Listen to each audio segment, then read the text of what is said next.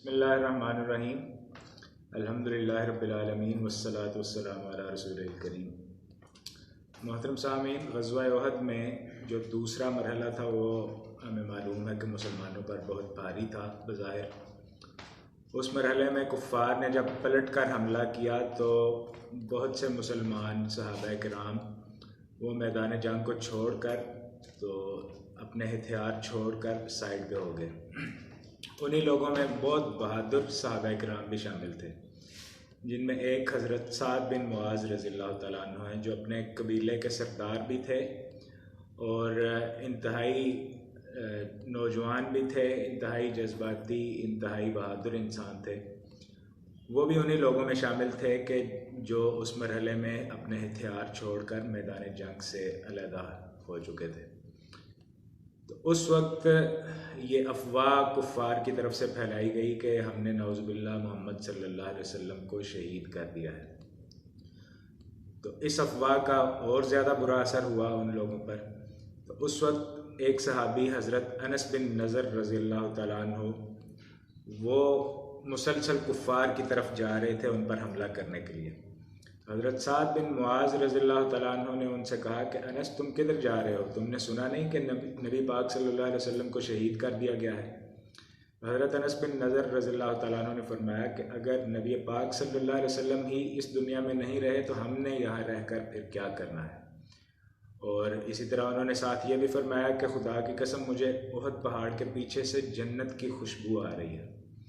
میدان جنگ میں جب جنگ کا اختتام ہوا تو حضرت انس بن نضر رضی اللہ تعالیٰ عنہ کی لاش کو پہچانا نہیں جا سکا تھا۔ ان کی ہمشیرہ نے ان کی انگلیوں کی شناخت کر کے تو ان کو پہچانا۔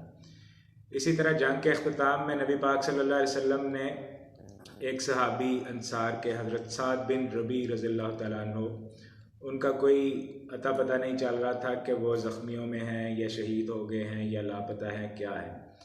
تو ان کا پتہ کرنے کے لیے نبی پاک صلی اللہ علیہ وسلم نے کچھ صحابہ کرام کو بھیجا۔ تو وہ صحابہ جب گئے اور ایک صحابی کو وہ زخمیوں میں گرے ہوئے شدید زخمی حالت میں مل گئے اور تقریباً آخری نزع کا وقت تھا ان کا۔ تو اس صحابی نے جا کر ان کو بتایا کہ نبی پاک صلی اللہ علیہ وسلم نے آپ کو تلاش کرنے کے لیے مجھے بھیجا ہے۔ انہوں نے کہا کہ آپ واپس جا کر اللہ کے رسول صلی اللہ علیہ وسلم کو میرا سلام عرض کریں اور انصار کو یعنی مدینہ کے رہنے والے جن سے خود ان کا اپنا تعلق بھی تھا ان کو یہ کہیں کہ آپ میں سے اگر کوئی ایک شخص بھی زندہ رہے اور نبی پاک صلی اللہ علیہ وسلم پر کوئی آنچ آ جائے تو قیامت کے دن آپ کس منہ سے نبی پاک صلی اللہ علیہ وسلم کا سامنا کریں گے؟ امام مالک رحمۃ اللہ علیہ جو مشہور امام ہیں فقہ کے، ان سے کسی شخص نے پوچھا کہ اگر کوئی شخص نبی پاک صلی اللہ علیہ وسلم کی شان میں گستاخی کرے اور امت اس کا کچھ نہ کر سکے تو پھر کیا ہونا چاہیے؟ تو انہوں نے اسے جواب دیا کہ ایسے حالات میں پھر امت کو مر جانا چاہیے۔ تو محترم سامعین اور ناظرین، ہم بھی نبی پاک صلی اللہ علیہ وسلم کے نام لیوا ہیں، آپ صلی اللہ علیہ وسلم سے محبت کا، عشق کا دعویٰ رکھتے ہیں۔ اس وقت پوری دنیا میں اور بالخصوص ہمارے وطن عزیز میں جو حالات ہیں، یہ ہمارے سوچنے کی اور ہمارے دیکھنے کی بات ہے کہ نبی پاک صلی اللہ علیہ وسلم کی ناموس پر اگر ہم بحیثیت فرد بھی اور بحیثیت قوم بھی اگر کچھ نہیں کر پا رہے تو پھر ہمارے زندہ رہنے کا کیا فائدہ ہے، کیا مقصد ہے؟ ہمیں ان دونوں آپشنز میں سے ناموس رسالت اور فرانس سے اور یورپی یونین سے تعلقات، ان دونوں میں سے کسی ایک کو چننا ہوگا۔ یا تو نبی پاک صلی اللہ علیہ وسلم کی ناموس پر اپنا سب کچھ لٹا دینے کے لیے تیار ہونا ہوگا، یا پھر آپ صلی اللہ علیہ وسلم سے بے وفائی کر کے اور اپنی آخرت کو برباد کر کے فرانس اور دیگر گستاخان جو نبی پاک صلی اللہ علیہ وسلم کے ہیں ان سے تعلقات اور محبت کی پینگوں کو بڑھانا ہوگا۔